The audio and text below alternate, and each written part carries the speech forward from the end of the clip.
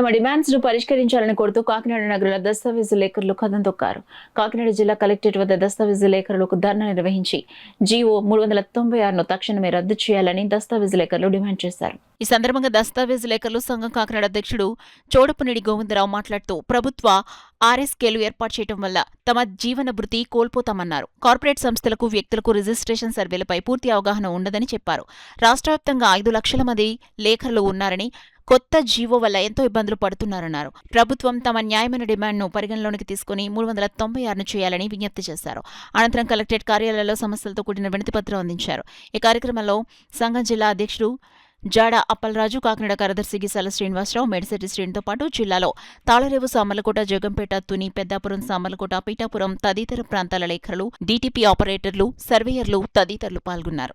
మొత్తం కాకినాడ జిల్లా లేఖరులు అందరం కలిపి కలెక్టర్ గారికి మెమోరాండం ఇవ్వడానికి వచ్చామండి. ఆ మెమోరాండం యొక్క ముఖ్య ఉద్దేశం ఏంటంటే జీవో నెంబర్ 396 పీపీపీ విధానం రద్దు చేసి మా వృత్తిని ఇలా కొనసాగించాలని చెప్పేసి మేము మెమోరాండం ఇవ్వడం జరిగిందండి. కలెక్టర్ గారు తీసుకున్నారు, మాకు ఎక్నాలజ్మెంట్ కూడా కాగితం ఇచ్చారు. ఆ విషయమే వచ్చామండి మేము ఇక్కడికి.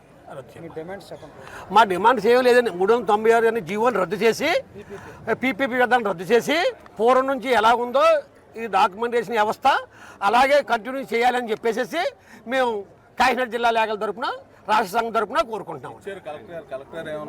కలెక్టర్ గారు ఏమన్నారంటే మేము గవర్నమెంట్కి పంపుతామండి పై అని చెప్పారండి. ఆ జీవో వల్ల 396 విధానం వల్ల మీకు జరిగే నష్టం ఏంటి?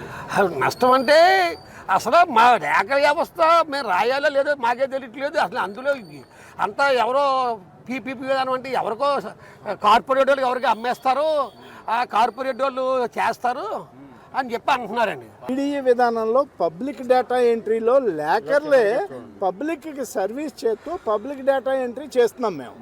ఇప్పుడు ఆ విధానాన్ని ఒక ప్రైవేటు ఏజెన్సీకి అప్పచెప్తున్నారు. వాళ్ళు కక్షిదారులకు అదనంగా 2000 రూపాయలు ఛార్జ్ చేస్తారని ఆ జీవోలో ఉంది. అదనంగా పబ్లిక్కి భారముని మాకు పొట్టగొట్టడం అని ఈ విధానం వల్ల, అందుకు ఈ జీవో రద్దు చేసి యథాప్రకారంగా కంటిన్యూ చేయమని మా డిమాండ్స్. అంటే ఇప్పుడు మీరు కూడా తీసుకుంటారు డాక్యుమెంట్ రాయడానికి ఎంత అనేది చెప్పి మీరు తీసుకుంటాం. ఎంత పర్సెంటేజ్ ఎంత తీసుకుంటారు? పర్సెంటేజ్ కాదు, వారి డాక్యుమెంట్ రాసుకున్నవాడు 500 ఇస్తాడు, 1000 ఇచ్చేవాడు 1000 ఇస్తాడు, అంతే. అది డిమాండ్ ఏం లేదు. వారికి మాకు ఇంటిమేషన్ బట్టి ఇస్తారు అంతే. మేము సర్వీస్ ఛార్జ్ తీసుకుంటాం. 0.5% మీరు డిమాండ్ చేస్తారని చెప్పి అది అనుకుంటారేమో, అది నిజం కాదు. మేము ఎప్పుడు ఎవరిని అలా డిమాండ్ చేయడం, వాళ్ళు తోచింది ఇస్తారు, మేము తోచింది తీసుకుని రాస్తాం అంతే. అది ఇంత డిమాండ్ ఎప్పుడు చెయ్యం. అది లేకపోతే మేము ఖాళీ లేకుండా డాక్యుమెంట్ రోజు 5-10 ఎందుకు రాస్తాం? అంత మేము అంత డిమాండ్ చేస్తాం, మా దగ్గరికి ఎవడు రాడు. అది కొత్తగా వాళ్ళు ఇచ్చే సర్వీస్ ఏం లేదు. వాళ్ళు కనీసం దాంట్లో కొత్త సర్వీస్ మెన్షన్ చేయలేదు. అందులో పెట్టే సర్వీస్ అన్నీ కూడా మేము పూర్తి చేస్తున్నాం. దీనివల్ల ఏంటంటే పబ్లిక్ కూడా చాలా ఇప్పుడు ఈ దిస్ సెంటిమెంట్స్ తోటి కూడుకున్న ప్రాపర్టీస్ అంటే ఈ ప్రాపర్టీ గురించి ప్రతివాడికి కొన్ని రహస్యాలు ఉంటాయి. ఆ రహస్యాలు ప్రైవేట్ వ్యక్తికి వాళ్ళు చెప్పలేరు, వీళ్ళు రాయలేరు.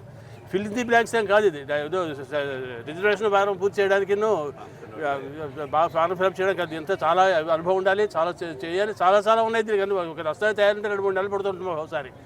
ఇప్పుడు మేము చెప్పేది అంటే 396 విధానం రద్దు చేయమని అడుగుతున్నాం. దానివల్ల రద్దు చేసేసినందువల్ల ప్రభుత్వానికి నష్టం లేదు, లాభం లేదు. మాట్లాడకుండా ఊరుకుంటే సరిపోతుంది.